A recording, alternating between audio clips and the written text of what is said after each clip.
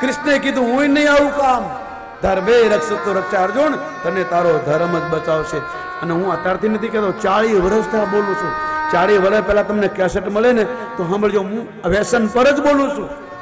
બીજું મને કઈ આવડતું જ નથી. મારો સીતારામ ના પાડે, અમારો દીપક ના પાડે તોય હું બોલું, કારણ કે એકાદો વિભીષણ જાગી જાય ને આમાંથી, એકાદો તો કોઈક જાગશે ને, અને જાગે છે.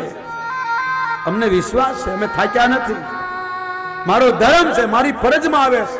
અને જેને ફરજ સમજાઈ જાય એને ધર્મ સમજાઈ ગયો. બજરંગદાસ બાપા કહેતા હતા, જેને ફરજ સમજાઈ ગયો એને ધર્મ સમજાઈ ગયો.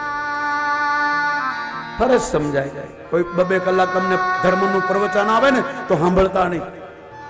ધર્મ એ કોઈ આપવાની વસ્તુ નથી, અનુભવ કરવાની વસ્તુ છે. ધર્મ એ બદલવાની વસ્તુ નથી, કપડા બદલો એમ. ધર્મ આપણી ચામડી છે. સીતા કહે છે મેં ધર્મની રક્ષા કરી, મારું ધર્મ રક્ષા કરશે, અને બન્યું. તમે જુઓ તો ખરા, રાતના 12 વાગે હનુમાન આવ્યો. આ બાજુ રામ લક્ષ્મણ મારીચને મારીને આવે, અને એક ડોશી ગાતી હતી. રામે કીધું લક્ષ્મણ, આપણી માં જેવો અવાજ છે, આ કોણ ગાય છે? જો ને, ભગવાનના પગ થંભી ગયા. એક ડોશી માં ગાતી હતી. 7 વર્ષની એક દીકરી એક સાધુના ચરણમાં ગઈ.